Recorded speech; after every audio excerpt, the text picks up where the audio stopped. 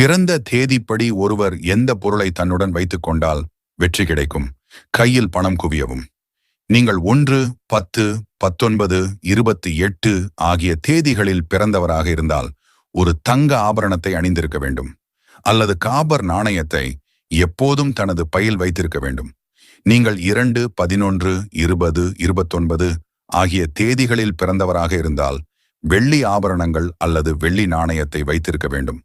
நீங்கள் 3, 12, 21, 30 ஆகிய தேதிகளில் பிறந்தவராக இருந்தால் தினமும் குளிக்கும் நீரில் சிறிது மஞ்சள் தூள் கலந்து குளிக்க வேண்டும். நீங்கள் 4, 13, 22, 31 ஆகிய தேதிகளில் பிறந்தவராக இருந்தால் பையில் எப்போதும் 4 மிளகை வைத்திருக்க வேண்டும்.